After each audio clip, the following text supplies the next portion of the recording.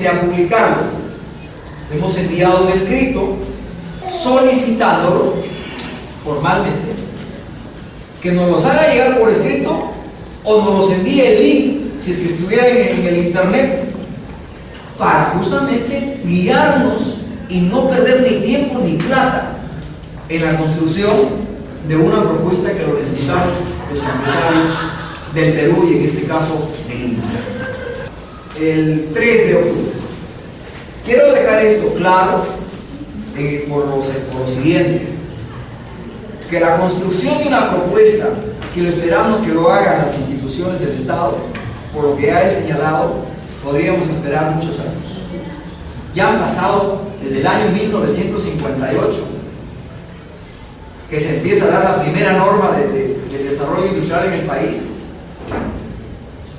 Estamos para terminar el año 2015 y no tenemos un manual que diga: estas son tus responsabilidades, estos son los requisitos, tus responsabilidades y tus ventajas. ¿Por qué tendría que apostar un industrial para ir a un proyecto de esta naturaleza? ¿Cuáles son las ventajas que le ofrecen? ¿Son financieras? ¿Son tributarias? ¿Son tecnológicas? ¿Son de mercado? ¿Todas juntas? Es decir, tiene que estar definido. Eso es lo que no existe. Y como no existe, entonces nosotros, estoy refiriendo al equipo que integramos la mesa de trabajo que ya lo señalé, hemos empezado a hacer un primer avance. Y voy a tener que leerlos rápidamente, solamente con información. Empezamos a hacer un primer avance en Lima Norte, con la mancomunidad de municipalidades de Lima Norte. Esto es un punto importante. Hemos logrado, a través de un trabajo permanente y constante con un equipo de personas, a convencer alcalde por alcalde y luego gerente por gerente de desarrollo económico. Ya se puede imaginar lo que uno encuentra en ese caminar. Solamente voy a poner el ejemplo de un caso. El gerente, por alguna razón que después nos enteramos de intereses particulares, primero lanzaron que Rómulo Fernández estaría vendiendo terrenos en Ancón. Nunca me han escuchado decir que estoy vendiendo terrenos porque no tengo terrenos en Ancón. De hecho, estamos construyendo un proyecto desde el año 2008. Eso es distinto. Entonces trataron de confundir y desvirtuarnos.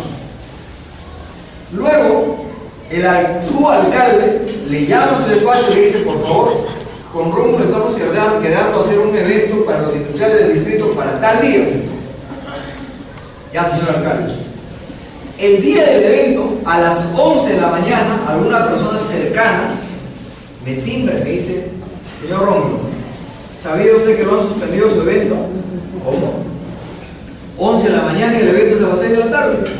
¿Cómo que no han suspendido el evento? Y calza exactamente lo que nuestro amigo Quintana hablaba al inicio, la trampa que nos ponen algunos malos burócratas o tecnócratas, no todos, pero varios, ¿no? Créanme que en ese momento he tenido que llamar a una serie de funcionarios y por último, como no encontraba solución, buscarlo al alcalde y ingresar y decir: alcalde, nos han suspendido el evento. Y me dice: ¿qué? Yo tengo agendado que tengo que estar en el evento. Sí, alcalde, pero lo ha suspendido el gerente de desarrollo económico. Y en ese momento a llamar a su gerente de desarrollo económico: alcalde, estoy lejos de la municipalidad, estoy haciendo un trabajo, no sé cuánto. Vienes en este instante porque el evento se desarrolla. Conclusión: sí se hizo. ¿Saben? Me llenaron un auditorio como estos, pero el 99% eran comerciantes de la calle, o sea, ambulantes. Solo tenía 1% de industriales. Y nuestro conversatorio está dirigido desde el inicio, en este caso específico, a hablar de los temas industriales. Entonces, ¿qué hacía hablando, sin desmerecer las actividades de ninguna persona, pero qué hacía? Para ellos es otro contenido, hablando con el señor que vende moliente en la esquina, o con el otro señor que vende por ahí algunas telas. Entonces, esas cosas hemos encontrado en el camino, pero felizmente hemos ido superando. Y se ha ido superando y los empresarios se han ido sumando han ido haciendo sus aportes y tenemos un primer avance.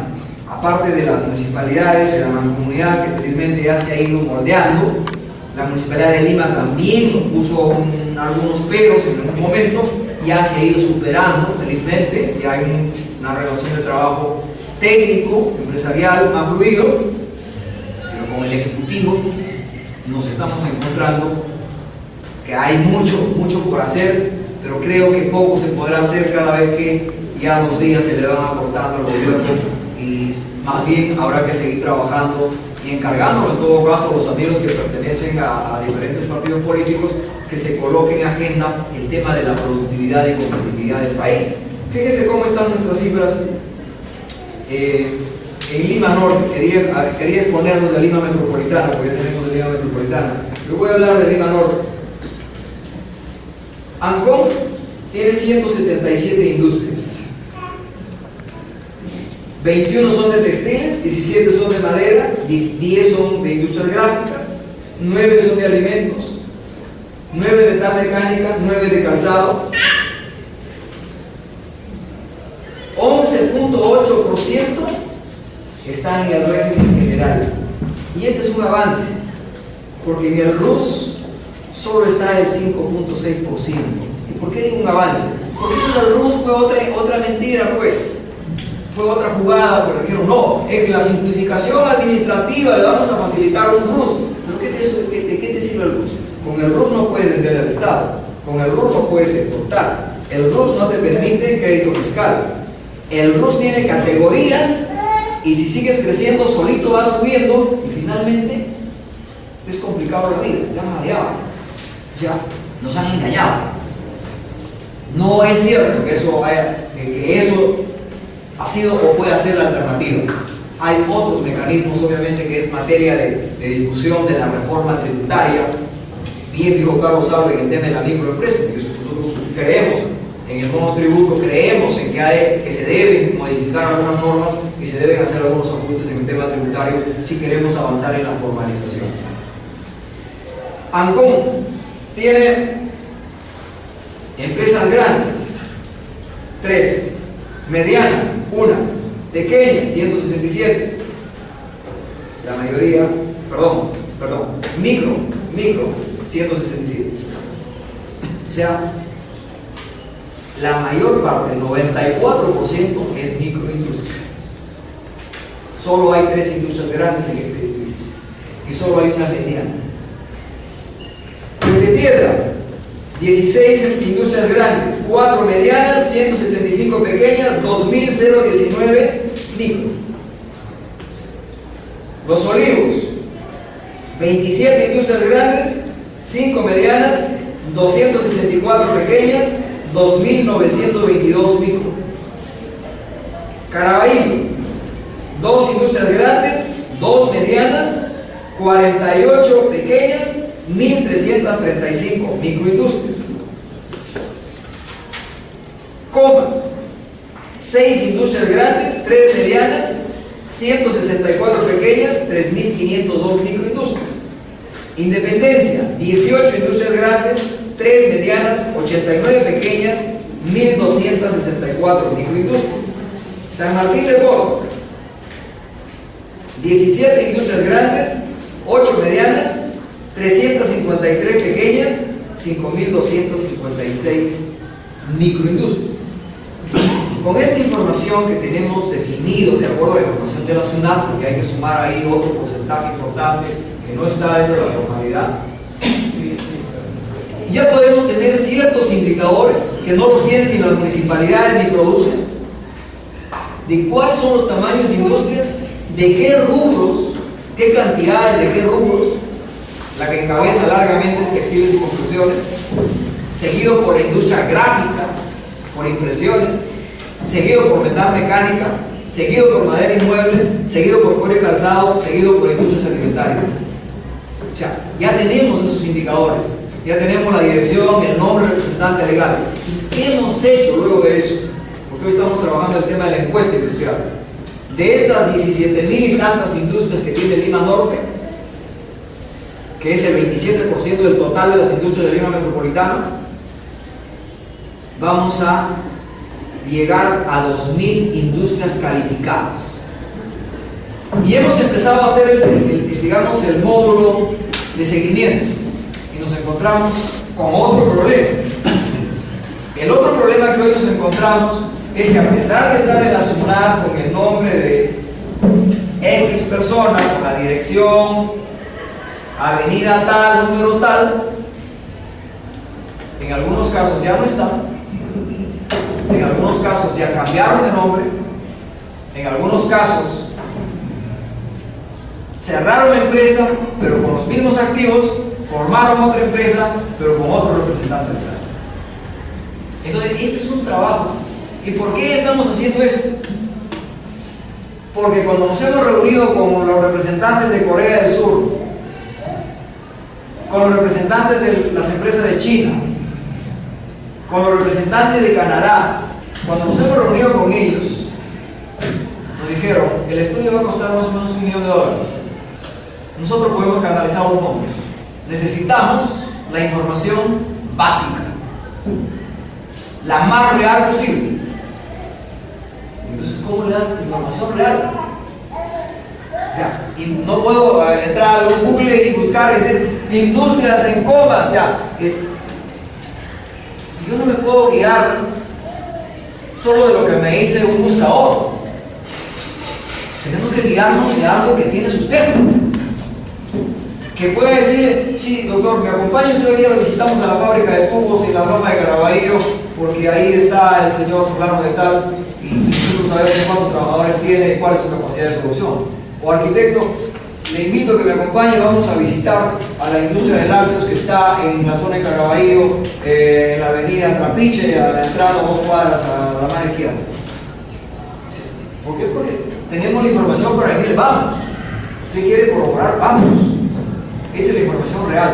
Entonces estamos trabajando el tema de la encuesta industrial para 2000 industrias, por un lado. Por otro lado, nosotros hemos encontrado, y bien lo ha señalado el doctor Juan Arturo, esta construcción del manual requiere, simplificando, 3 ejes: ingeniería y arquitectura. Cuando hablamos de ingeniería y arquitectura, estamos hablando de ingeniería eléctrica, ingeniería civil, ingeniería de agua, de ingeniería ambiental. Estamos hablando de las disciplinas de la ingeniería. Acá hay ingenieros y entiendo pues que hay, si no mal recuerdo, 18 capítulos, me parece, por ingeniería, ¿no es cierto? O sea, entonces estamos hablando de las disciplinas de la ingeniería. Ese es un brazo, ese es uno de los brazos para la construcción de esta cosa. El otro brazo es la construcción financiera, porque en función a qué hablamos de que cuesta $1.000 millones, $500 millones, o sea, en función a qué. Pero para que los responsables del mundo de la parte financiera puedan hacer su trabajo, necesitan información, y la información más real posible.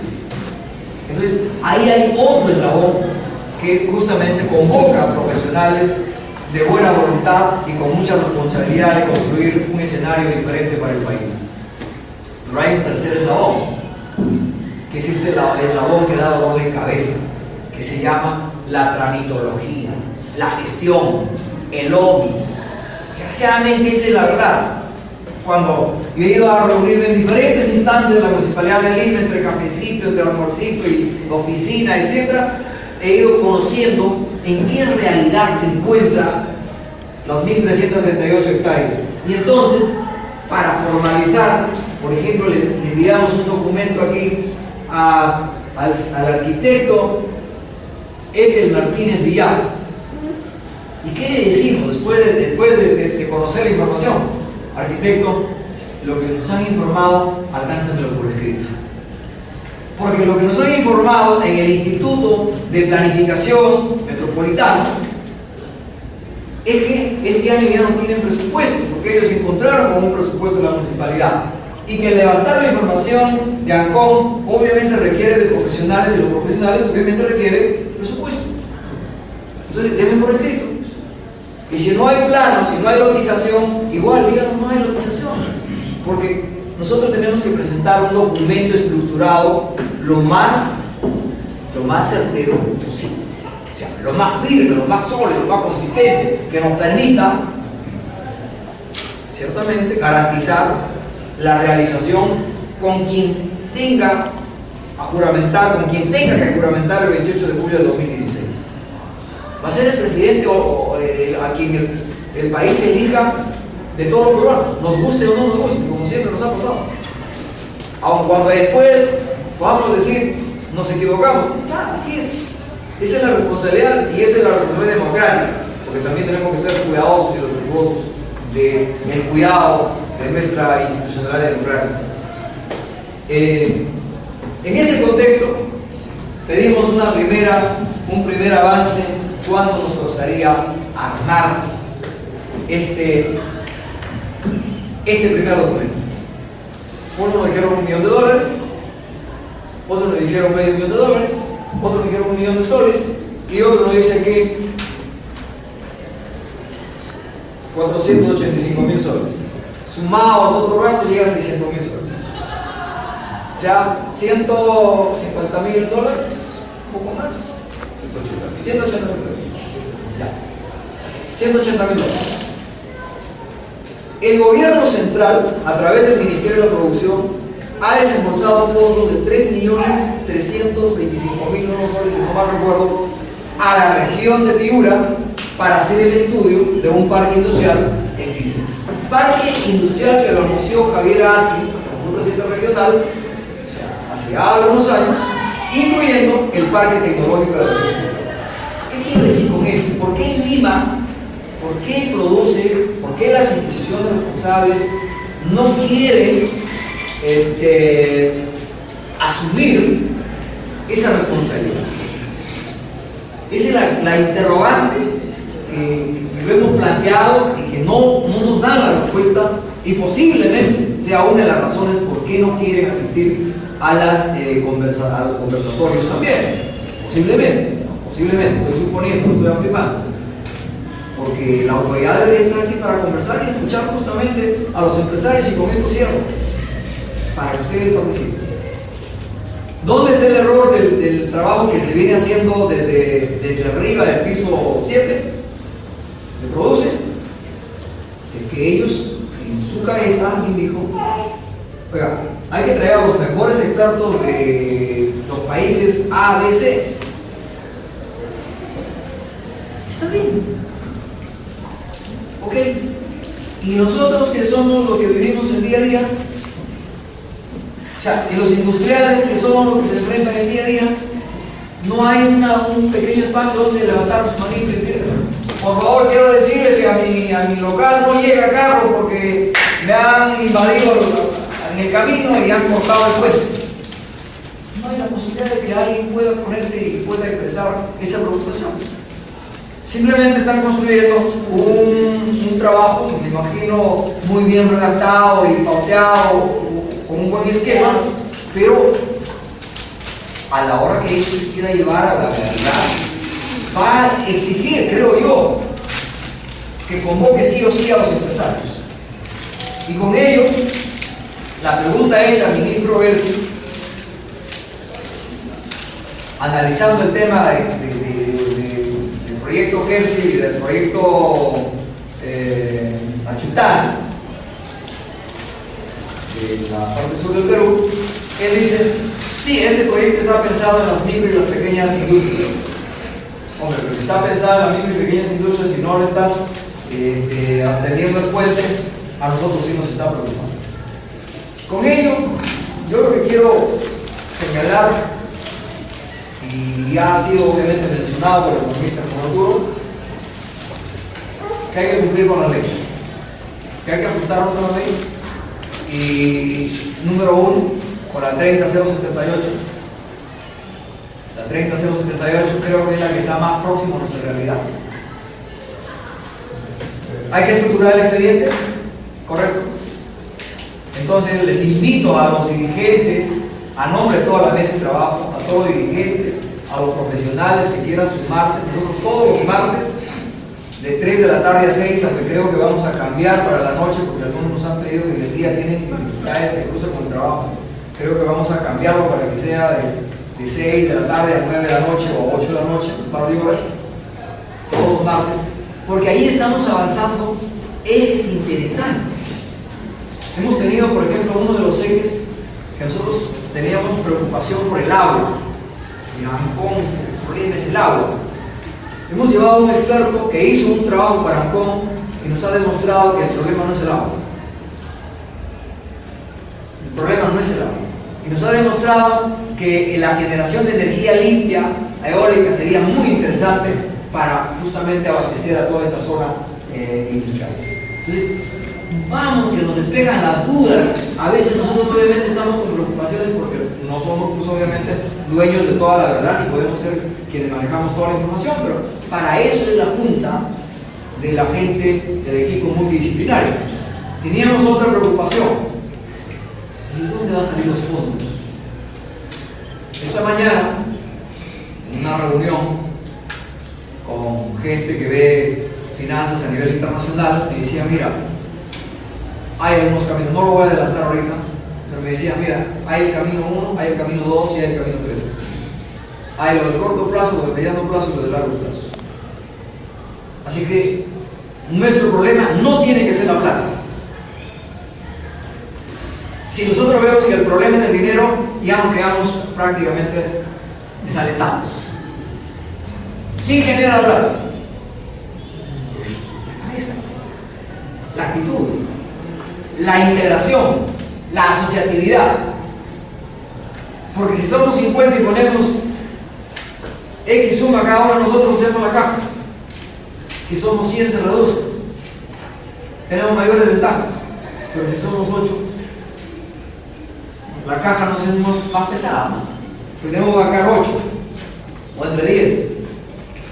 Entonces, la asociatividad sí o sí nos convoca, amigas, amigos, a juntarnos. De diferentes formas aportamos, como decía el Cita, quiero que la UNEP esté en la mesa de trabajo. De diferentes formas construimos, ciertamente, como decía Carlos también. Entonces, ok, es la asociatividad. El segundo paso, ¿qué es? De acuerdo a la ley, habla de consorcio. Ya hemos formado un consorcio, ya está inscrito en registros públicos, ya está abierto para el ingreso y la incorporación justamente de otros participantes. Pero dejando claro lo siguiente: ese es un consorcio. No porque lo hemos formado nosotros tenemos que decir que es el único. Vaya que por ahí entre algunos de ustedes dicen: oye, ¿saben qué? Yo no quiero estar en el consorcio. Yo quiero dejar claro, yo como Rómulo Fernández y como presidente de CONPIMEC lo que he hecho es promover. O sea, yo no soy parte del directorio del consorcio. Yo he promovido, se han juntado, se han asociado, se ha constituido y hasta obviamente, no solo para este proyecto, obviamente, se ha constituido para desarrollar otras actividades económicas. Sí, eso está claro. Y una de las actividades económicas es el negocio inmobiliario. Pero si alguien aquí dice: ¿yo por qué me voy a sumar a ese consorcio? Yo voy a formar otro consorcio. Háganlo. Pero lo que yo sí les invocaría es que no dispersemos nuestros esfuerzos. Eso sí es una reflexión. Porque si nos dedicamos a hacer grupitos y cada uno tenemos que hacer la misma tarea, que mejor no hacemos un esfuerzo y juntos construimos el modelo que nuestros industriales y que el país lo necesita. Eso es lo que quería informar. Mañana van a tener ustedes en las redes sociales la información más amplia, cada uno de ustedes, y de hecho hoy nos interesa que opinen ustedes sobre lo que se está haciendo y sobre lo que seguramente se pueda hacer. Yo soy un convencido, y si estoy equivocado me corrijo, pero el gobierno que ingrese el 28 de julio, si la propuesta está bien estructurada, si el respaldo de los industriales está demostrado en una sola línea, quien sea el gobierno, juntos con nuestros alcaldes de la Mancomunidad de Lima Norte y con las autoridades de la Municipalidad de Lima, que de seguro nos van a acompañar, podremos decirle, ir a saludarle al nuevo ministro de la producción. De repente alguno de los que están aquí podrá ser el ministro de la producción, será más fácil todavía para nosotros. ¿Por qué no? ¿Por qué no pensar en esas posibilidades? Algunos de los que están aquí de repente podrán ser congresistas y nos acompañarán. ¿Por qué no pensar en esas posibilidades? Entonces, hay que ser positivos, realistas. Juntos podamos decir, ministro, hemos avanzado y venimos a saludarlo y a dejarle una ayuda en memoria de lo que hemos avanzado. Con ello no le estamos yendo ya a pedir que hay que hacer, sino que hay que continuar lo que se ha empezado. Por lo tanto, una iniciativa del sector privado debe seguir siendo construida por los actores que son en este caso empresarios, profesionales, técnicos, dirigentes, y de esta forma garantizar que sea exitosa.